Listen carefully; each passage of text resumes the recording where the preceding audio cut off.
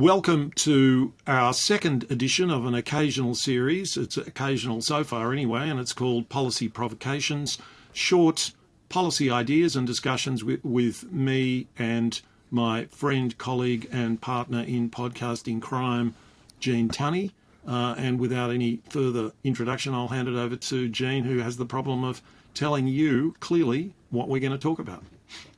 Hello, thanks, Nicholas. Yes, I thought it'd be good for us to discuss this issue of regulatory impact statements and cost-benefit analysis studies and how they're used in the policy process. So I thought about this when I read this newspaper article in the Sydney Morning Herald about how Dutton and Albanese unite to block Teal transparency demands on $120 billion of projects. And what it was about is Allegra Spender proposed this amendment to, I think it was the Infrastructure Australia Act, whereby if there's a project worth more than $100 million, there has to be a cost-benefit analysis study and a favourable cost-benefit analysis study before it gets on to the Infrastructure Australia priorities list. And I thought, well, that's actually a really good idea. Yep. So why is it that the government and the opposition don't want this? And I mean, obviously it's because they're both sort of conspiring in a way because they recognise that there can be political advantages in putting forward projects. And so they're both reasonably happy with that. And we end up with this really bad equilibrium. So I thought that was a great idea. And then I noticed that you quoted Glenn Withers on Twitter, or you quoted Glenn in a report, a lateral economics report, to the effect that we've had all of these regulation impact statements and they're supposed to try to limit bad regulation to avoid so we're costing the impact of regulations on the community and on business, and so we'll only get the best regulations, we'll only get regulations that are welfare enhancing. But the point Glenn was making is that in a lot of cases these regulations are there's a tick a box exercise. There's not really that rigorous analysis of the costs and benefits of these regulations. And unfortunately, I mean, this is, that's true. And I think that is the case. And there are all sorts of things that get approved on, public health or safety. Those sort of, if it's something benefits health and safety, then often there's a less rigorous process, or there's no process at all. Or something that says that it benefits health and safety.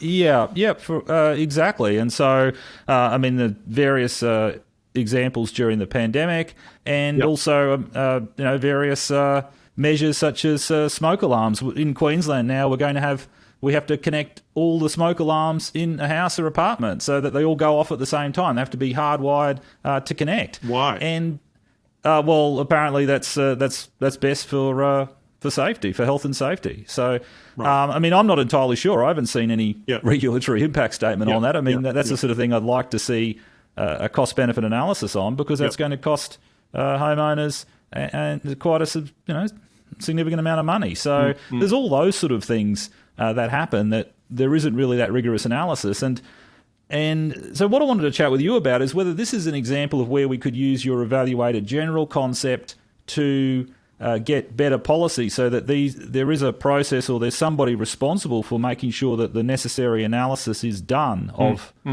policies and programs such that do impose costs. Yeah. So I think that there's a bunch of things that are raised, and I think the way to talk about them is firstly talk about them kind of on the surface, talk about what can be done in terms of rulemaking and rulemaking from above. And then I think there are a bunch of other issues which almost no one really talks about. But let's start by talking about regulation from above or dealing with this from above.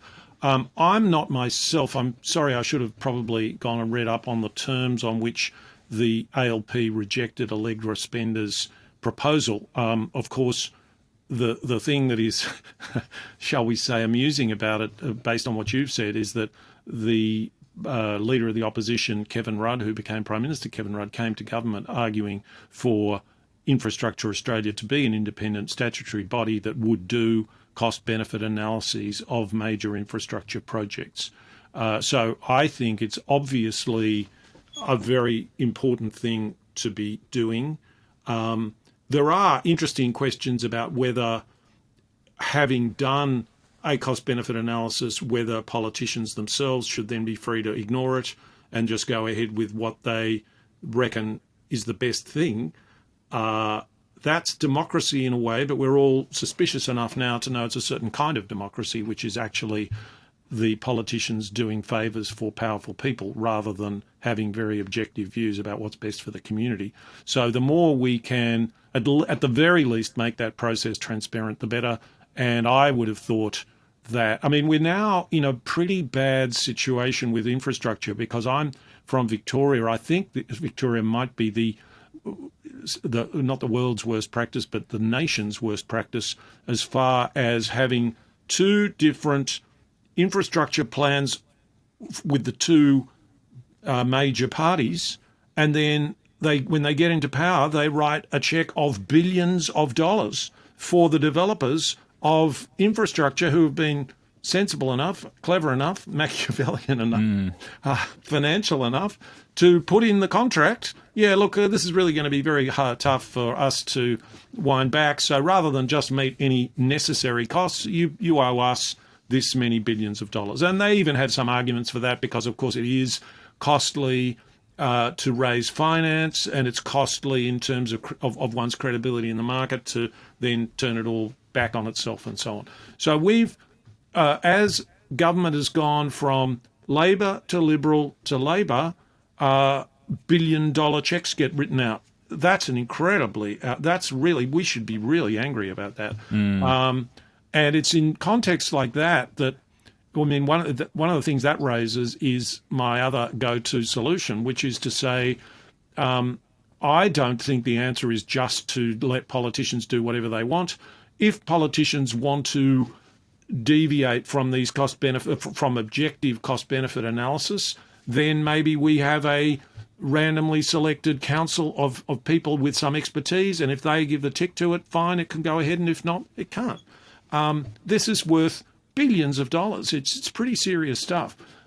So that's so we need. It's a major thing that we need to have happen, and it's pretty distressing and disturbing that a coalition of our two major parties stand in the way of doing it.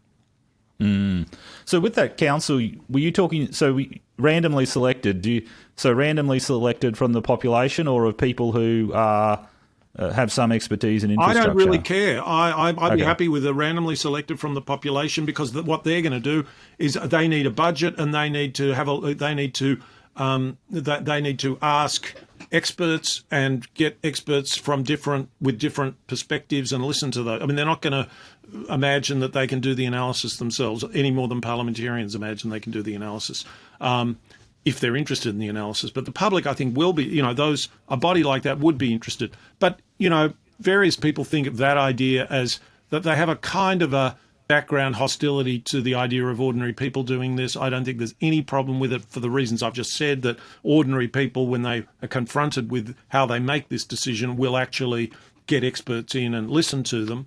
But the alternative would be to say that you will have a random panel of people with accounting and engineering qualifications, and you will just put them together and you'll say the 15 of you, 20 of you, 50 of you, and say, unless you can agree that this is a good thing to do, it cannot go ahead without approval of such a group. So that's one way to deal with this. But it's, we haven't even got to first base yet, and first base is for people like Allegra Spender's amendments, what she's proposing to be adopted. The next question is how you get independence, because it's not a trivial matter, and we're seeing this more in the United States than here at the moment. But it's not a trivial matter to say that a body that is appointed by government, its independence from that government is compromised. So it is possible, as we put more power into bodies like this, it becomes more tempting for governments to appoint their own folks. Now, the previous government run by Scott Morrison did this to a deplorable degree with the Australian Administrative Appeals Tribunal, but I think that was as much just getting some cushy jobs for mates as it was a genuine attempt to, it sort of had the possible benefit, as far as he was concerned, of subverting a quasi-judicial process. But the main thing was he was just sort of, this was a disgraceful business of looking after mates. In any event, what we see in the United States now is that, so the framers of the US Constitution were more alive to these problems than we are. We handle these things with conventions, which so far have survived reasonably intact. But the Supreme Court now is a political body, and that's pretty devastating for a democracy to be in a state like that. So I think the time to think about these things is now. And in the United States, they are doing things like having redistricting commissions, drawing up the boundaries of electorates with a substantial input of randomly selected people. And the beautiful thing about this, Gene, is that although at the moment, it's not always been the case, but at the moment, Republicans are much greater beneficiaries of gerrymanders than Democrats in the US system. Wasn't always the case, certainly in the South, in past decades. But now Republicans benefit hugely from these gerrymanders that they put in place. But if you ask a Republican voter, then 88% of them think that's a bad thing. 92% of Democrats think it's a bad thing. Well, it doesn't really matter. They're overwhelmingly against it. And so that means that the last stop to defend basic democratic norms is, guess who? The demos, people themselves, but not as voters.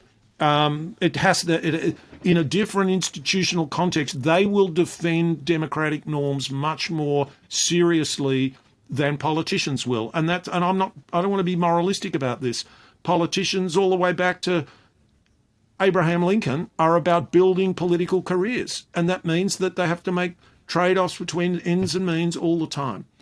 So here endeth my homily on the power, on the importance of randomisation and the way in which the people really do support democratic norms if they're asked to do so in the right institutional context. No, I think it's got a lot of potential. One thing that I wanted to ask you following your conversation, I think it was with Hugh Pope on one of your recent Uncomfortable Collisions with Reality. Yep. Who convenes these randomly selected bodies? Who convenes it? I mean, is it the Department of is it the Parliament, or is it?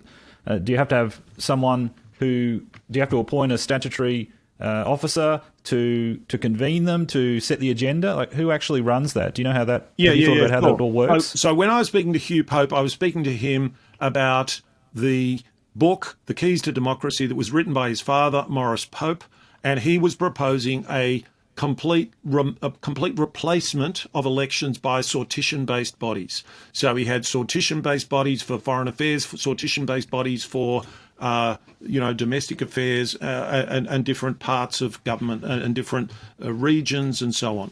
So it's a whole-scale proposal to completely replace what we have. I'm not hostile to that particularly, but that's not the way I want to do anything, because I'm a deep believer in my own and everybody else's ignorance. And what I want to do is I want to work out where sortition can do the most good, where this process of using lotteries to select people can do the most good, and start the process of having those bodies do those things. Now, your question suggests that an assumption which most people have. They think that we're talking about special purpose bodies, and I'm not talking about a special purpose body. I'm talking about a body that is chosen by lottery that has a similar kind of standing, a similar kind of activity to a House of the Parliament or a House of Congress. So it's there, it's randomly selected, and then it deliberates. And the way I would like to see it is it deliberates as if it is part of the Congress or part of the Parliament.